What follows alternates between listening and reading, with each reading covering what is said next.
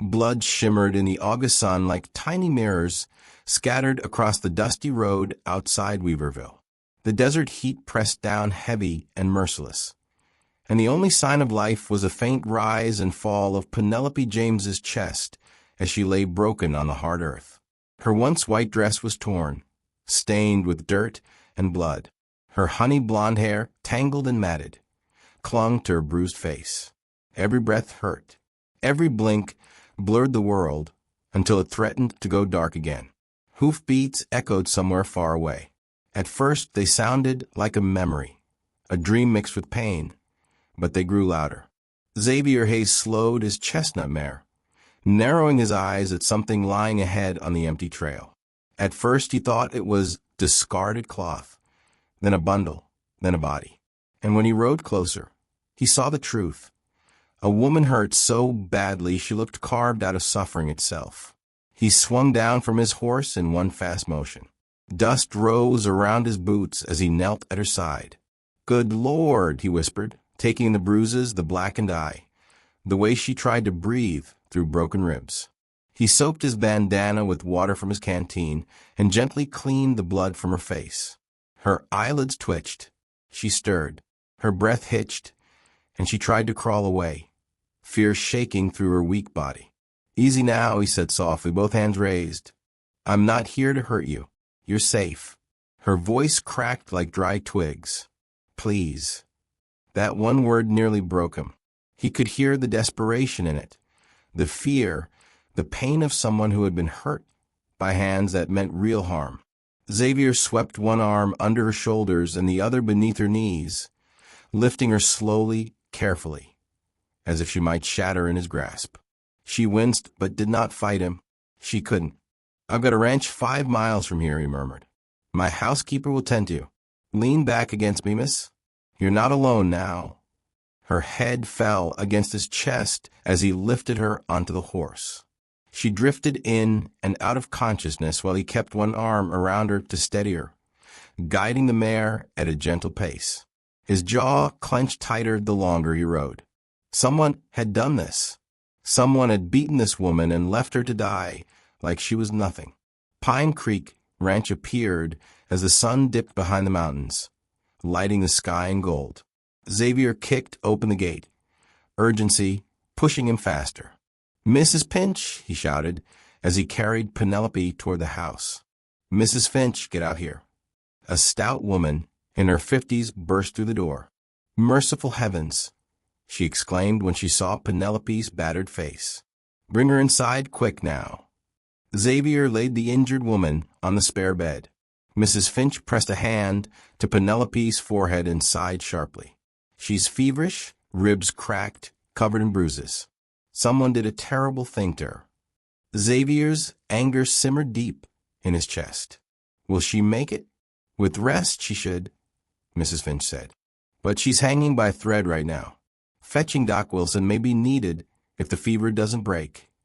Xavier stepped back as Mrs. Finch shooed him out. "This is not work for a man's eyes," she scolded. He paced a hallway for what felt like hours, listening to Penelope's quiet whimpers through the door, each one tightening something inside him. Near dawn, a cry jerked him awake. "No, please. I don't have it." He rushed to her bedside. She thrashed weakly in a nightmare, sweat beading on her brow. Xavier rested a calming hand on her shoulder. Gentle but steady. "You're safe," he whispered. "No one here is going to hurt you." Her eyes opened wild with fear, then slowly focused on his face. Recognition flickered. Recognition of the man who had saved her from the dust. "Water," she whispered. He helped her sit and held the glass to her lips. She drank in small, painful gulps. "Thank you," she breathed. "Where am I?" "Pine Creek Ranch, my place." "I'm Xavier Hayes," he paused. "Can you tell me your name?" She hesitated, fear clouding her features. "Penelope," she finally whispered. "Penelope James." "Miss James," he said gently. "Do you remember who hurt you?" Pain tightened her expression. "I can't. I shouldn't say." "You mentioned someone," Xavier said softly. "In your sleep, a man named Cuz." Penelope's eyes widened with fear. You know Salas? No, he assured her. You said his name. She sagged back against the pillows. They're dangerous. If I talk, they'll kill anyone who tries to help me. Then it's a good thing they'll have to get through me first, Xavier replied firmly. A faint, fragile smile touched her bruised lips. You're stubborn, Mr. Hayes. So I've been told. The days passed slowly. Penelope healed bit by bit. She slept. She whispered answers. She accepted Mrs. Plow Finch's care. Xavier found himself checking on her more often than necessary, surprised at how quickly he worried for a woman he barely knew. By day 4, she was well enough to sit up and hold a book. When he brought her a worn collection of stories and poems, their hands brushed. The touch was soft, fleeting, but something inside both of them paused. A connection, quiet but unmistakable. I don't deserve this kindness, she murmured. Xavier met her eyes, steady and sure. You deserve safety, he said. You deserve a chance to breathe again. Outside, the wind rustled across the ranch. Inside, something unspoken began to take root between them. Something neither had expected when he found her broken on that dusty road. But danger was still coming, and Penelope knew it. She just hadn't told him how close it really was. Penelope woke before sunrise the next morning, startled by a sound she couldn't place. For a moment, she forgot where she was, the quilt around her, the soft creak of the old house settling, the warm smell of coffee drifting from the kitchen.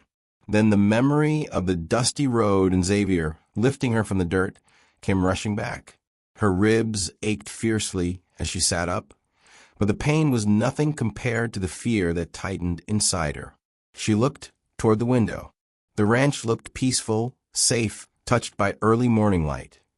But safety, she knew, was an illusion. The men who had beaten her were still out there, and they wanted her dead. When Xavier appeared at her door with a cup of broth, she tried to smile. You should still be resting, he said gently. I'm stronger today, she replied. Thanks to you. He nodded, still watching her closely. I'll be riding into town later. Need anything from Weaverville? Her fingers trembled around the cup. No, thank you. You've done more than enough. But her heart wasn't calm. She knew the truth. The moment people learned she was alive, danger would come straight to Pine Creek Ranch. Hours passed quietly while Xavier handled ranch chores and Mrs. Finch fussed over Penelope's bandages. But a knot of worry sat tight inside Penelope. She tried to read the poetry book Xavier had given her, but every time she focused on the words, flashes of her attackers returned. Their hands, their voices, their cruelty. When Xavier finally saddled his horse for town, Penelope walked shakily onto the porch to see him off. Be careful, she said. Xavier paused, surprised by the strain in her voice. It's just town, Penelope, he reassured her. Still, she whispered.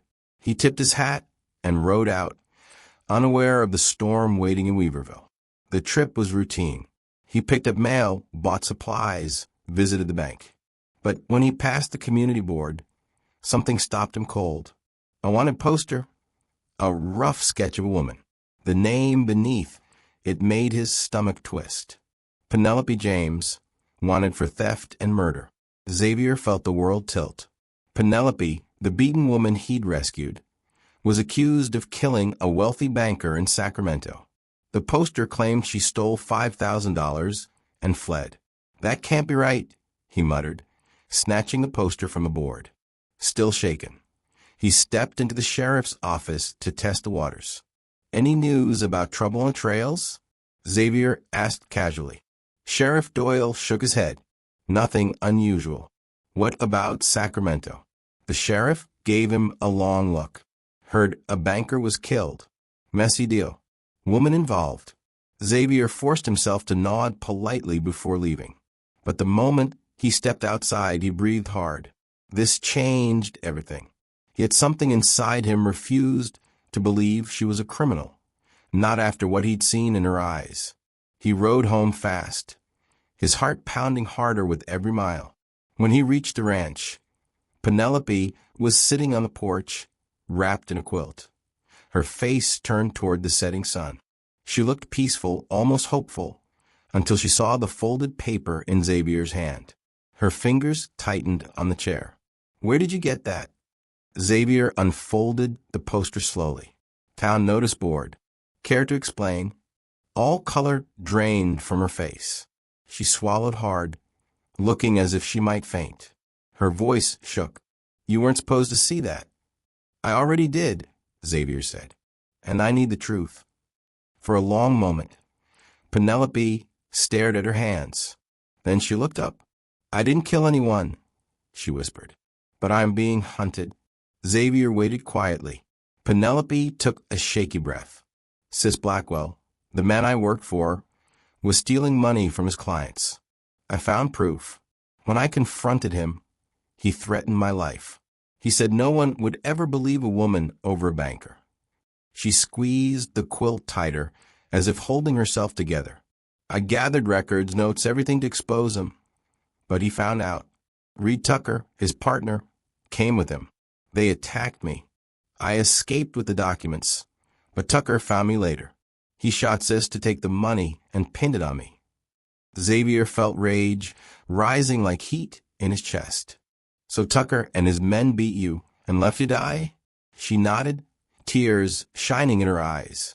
"They thought I had copies of the evidence. They wanted me dead so the truth would die with me." Xavier's jaw tightened. "Do you have the documents?"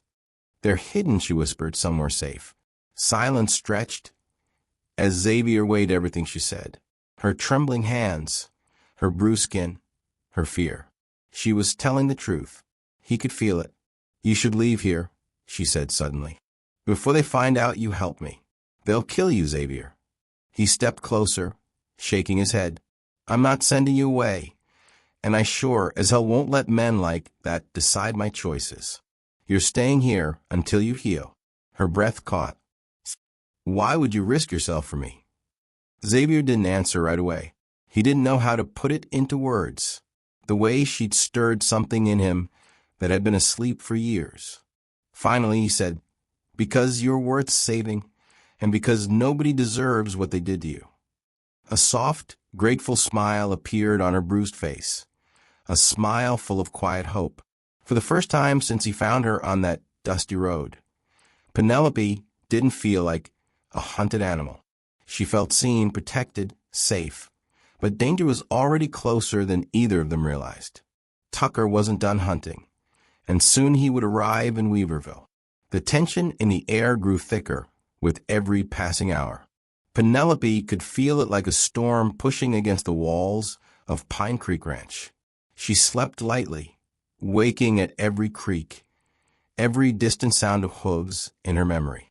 Xavier didn't say much, but she noticed how often he checked the windows, how his hand hovered close to the gun at his hip, how he walked the property at dusk, as if expecting trouble. Trouble didn't make them wait long. 2 days after Xavier confronted her with the wanted poster, Penelope found him saddling both horses at dawn. He glanced up when he heard her steps. "You're not healed enough to be out here," he said gently. "I'm healed enough to understand what that means," she replied. "You're planning something." Xavier exhaled, knowing he couldn't hide it. "We're going to Sacramento to clear your name. To get the evidence you hid?" Penelope's heart jumped. "I can't let you." "It's not up for debate," he said. "You can stay here and wait for Tucker to come finish what he started, or you can come with me and we end this." She stared at him, her fear battling her courage. Then she nodded. "All right, Sacramento." The journey to town was quiet but tense. Penelope wore a shawl over her head to hide her features as they waited for the stagecoach. Every time someone glanced her way, her pulse raced. Xavier stayed close, scanning the street for danger. When the stage arrived, he helped her inside and took the seat beside her, positioning himself between her and the aisle. Penelope jumped at every loud noise. She could feel eyes on her, real or imagined. She held the evidence of her fear tightly in her hands, though nothing was there. "You're safe," Xavier murmured during the long ride. "I give you my word." It wasn't the words that calmed her. It was the way he said them. By the time they reached Sacramento, dusk painted the city in red and gold. Penelope's tension grew with every street passed. "We can't stay in a hotel," she whispered. "It's too risky." "I figured as much," Xavier said. "Where's your friend?"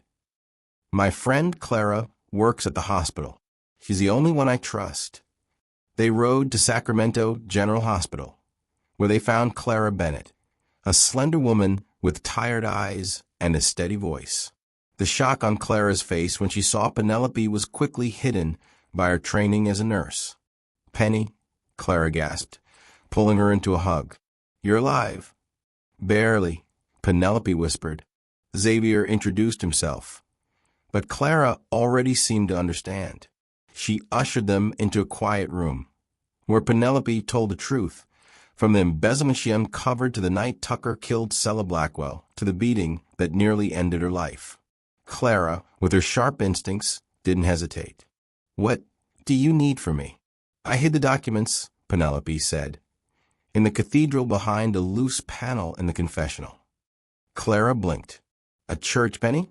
"It was the safest place I could think of." "We go at dawn," Xavier said. When the cathedral doors opened for morning mass, they slipped inside with the early worshippers. The incense was thick in the air, the quiet echo of prayers floating through the space. Penelope moved toward the confessional, her hands trembling. Kneeling, she reached under the wooden panel. Her breath hitched. It was empty.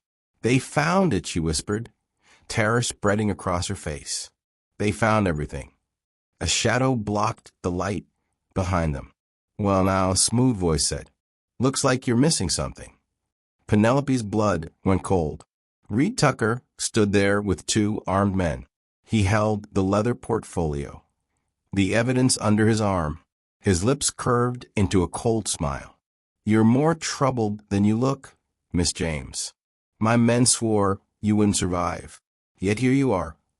Xavier stepped in front of Penelope. "You're done, Tucker. Walk away." Tucker chuckled. "Cowboy, you have no idea who you're dealing with." But he made a mistake. He underestimated how fast Xavier could move. In one swift motion, Xavier grabbed the portfolio and shoved Tucker hard. "Run." Penelope and Clara bolted down the side aisle as gunfire exploded behind them. The cathedral erupted in screams. Xavier fired back, hitting one of Tucker's men in the shoulder before racing after the women. Outside, they ran through alleys and side streets, breathless and desperate, to the newspaper office. Clara gasped. "My cousin works there. He can help." The Sacramento Gazette was only a few blocks away. They burst inside, startling early workers. Clara's cousin James Bennett appeared, eyes wide. "When blazes?" "No time," Clara snapped. "They have the truth. They have proof. Tucker is after them." Xavier thrust the portfolio toward James. "These documents expose everything. Embezzlement, murder. We just need help getting them to the federal marshal." James flipped through the pages, his face draining of all color. "This is explosive." A crash echoed from the front of the building. Tucker had found them. "Back door." James shouted. "Go." They ran again, dodging bullets as Tucker's men gave chase. Penelope's heart pounded so hard she thought it might burst. Xavier stayed behind her, shielding her from gunfire. They reached the telegraph office, breathless and desperate. Clara pounded on the counter. "Bill, send a message to the federal marshal in San Francisco now." The telegraph operator saw the guns outside and paled. "All right, hurry." Penelope dictated the message. Her voice shook, but she didn't stop. "Reed Tucker murdered Silas Blackwell. We have proof. Send help. Immediately." Xavier kept watch at the window as Tucker's men surrounded the office. Then a booming voice outside. "Tucker, stand down now." Xavier peeked out. Sheriff Dawson stood with 4 armed deputies, guns drawn. "We have orders from Judge Harmon," Dawson shouted. "Evidence was delivered this morning. You're under arrest." Tucker froze, eyes blazing. "You fools don't know what you're doing." but the judge's name carried weight. Slowly, Tucker lowered his weapon. So did his men. Penelope sagged against Xavier, tears of relief burning her eyes. It was over. The next day, Judge Harmon officially cleared Penelope of all charges. The bank offered restitution. The federal marshal took Tucker and his men into custody. The newspaper printed the entire truth. Penelope James innocent. Silas Blackwell and Reed Tucker fraud exposed. Later, outside the courthouse, Penelope turned to Xavier. "What will you do now?" she asked quietly. "Head home," he said, though the words felt heavy. "And me," she whispered. Xavier held her eyes, the truth rising in him like dawn. "You could come with me," he said softly, "to Pine Creek Ranch if you want." Her breath caught. Then a smile formed. Small, hopeful, real. "Yes, Xavier, I want that." Weeks later, Penelope stood on the porch of Pine Creek Ranch, the sunset glowing over the land that had saved her life. Xavier came up beside her, brushing her hand with his. "No regrets?" he asked. "None," she said. "I found something here I never expected." "What's that?" "Home." Xavier took her into his arms, the quiet of the ranch wrapping around them. From a road that nearly claimed her life to the ranch that gave her a future. Penelope's story had changed course in the most unexpected way. Love had found her in the dust, and she chose to.